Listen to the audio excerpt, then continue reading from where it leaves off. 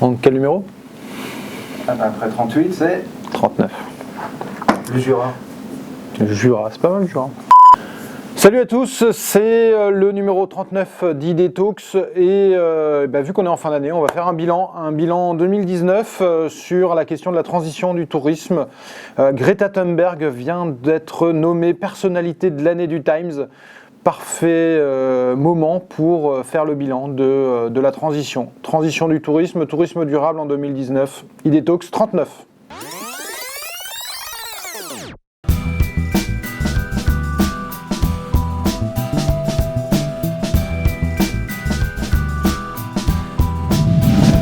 Alors c'est parti, 2019, on en voit le bout, en plus c'est les grèves et tout, donc bien compliqué cette fin d'année.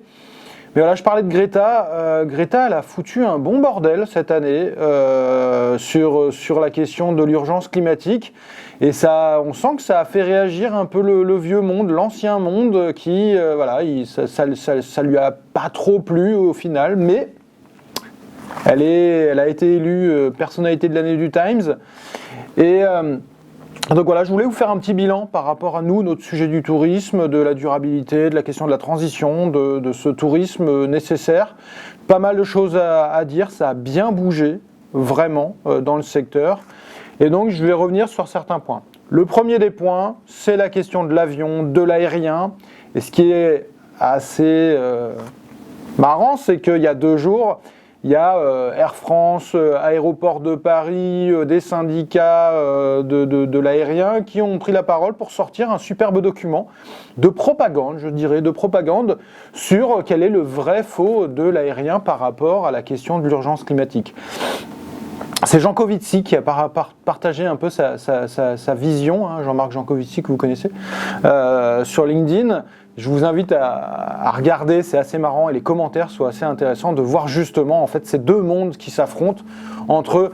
Mais derrière, on ne peut pas changer tout aujourd'hui parce que si derrière en fait on change tout dans l'aérien, et ben derrière on fout en l'air complètement un secteur d'activité et en même temps derrière il y a l'urgence climatique qu'il va falloir assumer, qu'il va falloir une vraie révolution aussi de ce secteur-là, mais pas uniquement de l'aérien, de l'ensemble des secteurs, que ce soit le tourisme, que ce soit dans les autres secteurs d'activité de notre économie. Et là, c'est clair qu'il y a beaucoup de choses. Ce que je vois à travers ça, c'est ces réactions un peu de voir pour ces secteurs d'activité réagir aujourd'hui, c'est le fait qu'ils sont pointés du doigt. Ils sont pointés du doigt par les médias, par Greta Thunberg, par une espèce d'opinion publique en fait qui commence à se dire mais attends, ce secteur il doit aussi se bouger un peu les fesses sur la question de l'urgence climatique. Et au-delà de la question de l'aérien, de la même manière, tu as les croisiéristes. Les croisiéristes, aujourd'hui, ils sont sur la même défense, en mode « voilà, attendez, nous, on fait quand même des choses, on essaye de réduire aussi notre impact climatique, notre impact sur le changement climatique, et donc on n'est pas les plus mauvais. » Il y avait une tribune du patron d'MSC Croisières qui disait « attendez, des vacances écologiques, prenez les croisières, c'est éco-responsable. » Donc on sent qu'il y a une espèce de défense assez maladroite quand même de ces secteurs qui, au lieu de se dire que l'urgence, c'est le climat, ils disent que l'urgence, c'est de redorer l'image de leur secteur d'activité. Donc on voit bien que le problème, c'est surtout de faire du cash et de pousser de la croissance et de la croissance économique, mais pas d'essayer de trouver un juste équilibre. Et donc on est vraiment sur 2 mondes qui s'affrontent. On est sur l'ancien monde qui veut essayer de réagir avec des petits pas de colibri et d'essayer de montrer qu'ils ne sont pas si dégueulasses que ça, mais tout en essayant de pousser toujours de la croissance économique. Et de l'autre côté, il y a ce nouveau monde qui tarde à émerger, il y a des signaux faibles, on sent qu'il y a des évolutions de l'opinion publique sur des manières de consommer, de moins consommer, de consommer de manière plus responsable.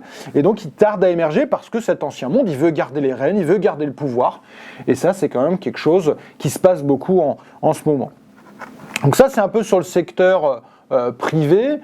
Et sur le secteur public, moi qui travaille beaucoup avec ID Tourisme, en fait, sur accompagner les élus, les décideurs, en fait, sur la question des stratégies de tourisme durable sur les territoires, là, ça bouge. Depuis 1 an, il y a une vraie grosse prise de conscience, en fait, des territoires, alors qu'avant, on les voyait pas trop sur la question du tourisme durable.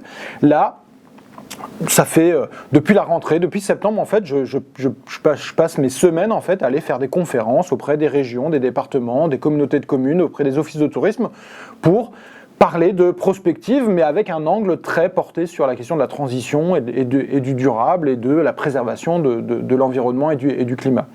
Et là-dessus, en fait, ce que je vois, c'est que les techniciens des offices de tourisme, les techniciens des CRT, des ADT, ils sont prêts. Ils ont compris, en fait, parce qu'ils sont dans cette sphère des citoyens qui disent « Putain, mais merde, il faut qu'on s'engage, en fait, dans notre quotidien aussi. » Et c'est pas uniquement la question de « Bon, comment je peux faire pour réduire mes déchets, pour améliorer les circuits courts, pour, d'ailleurs, mettre des éco-cups à l'accueil d'un office de tourisme ?» Non, on travaille dans le dur. On a des vrais débats qui sont même de l'ordre de « Bon, attends, Guillaume, comment on peut réussir à faire du plaidoyer pour aller bousculer en fait nos élus pour qu'eux changent et prennent des bonnes décisions ?»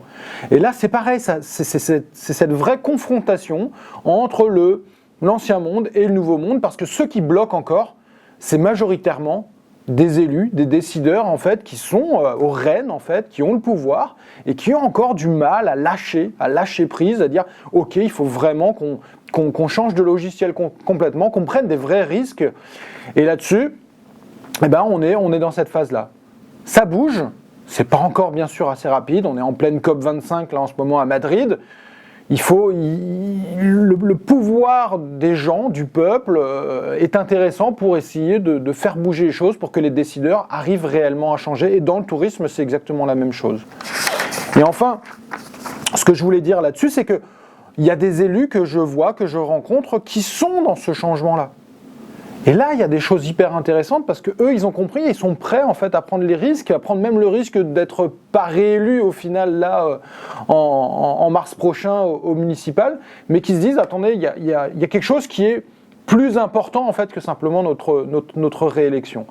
Et là, je citerai des gens comme Damien Carême qui était à Grand-Sainte dans le Nord.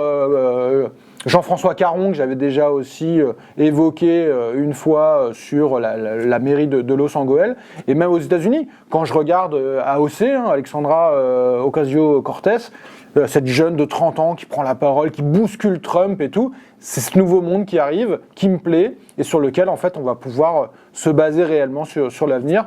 Donc plein de promesses pour 2020, des choses intéressantes qui vont venir, des luttes sûrement très forte entre ces deux mondes. Mais voilà, on est prêt, on a hâte de voir ça.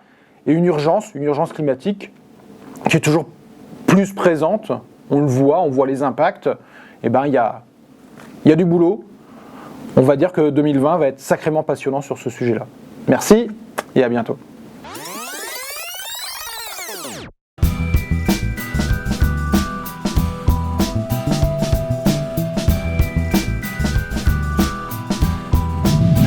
En conclusion, vu que c'est Noël bientôt, 2 bouquins à conseiller pour Noël, à donner, à distribuer à vos amis, à la famille, à un peu tout le monde, parce que c'est des très bons livres. Le premier, j'en ai déjà parlé, Ne plus mentir, Jean-Marc Gansil aux éditions Les Incisives. J'en ai déjà parlé, mais je vous le conseille vraiment, c'est incisif, réellement, c'est très bon. On n'en sort pas indemne pour beaucoup. Allez-y, c'est sérieux. Et Jean-Marc, il est hyper engagé sur beaucoup de choses. Deuxième, plus local ici, Corinne Morel d'Arleux, qui est conseillère régionale d'opposition ici, en Auvergne-Rhône-Alpes, et qui a écrit ce bouquin qui s'appelle « Plutôt couler en beauté que flotter sans grâce, réflexion sur l'effondrement ». Hyper intéressant, elle fait le lien avec Moitessier, le navigateur qui, quand il a fait son tour du monde et qu'il allait revenir et gagner en fait sa transat, et bien, il a décidé de ne pas rentrer et de continuer sa route. C'est hyper intéressant et pareil, je vous le conseille, ça se lit hyper bien. Et gros travail de Corinne, une personne à suivre dans l'avenir à mon avis sur ces sujets-là. Et voilà. Joyeux Noël, mangez pas de viande, faites des repas engagés, faites des fêtes, rapprochez les gens, remettez du lien et du bonheur. On va en avoir besoin pour l'avenir. Salut!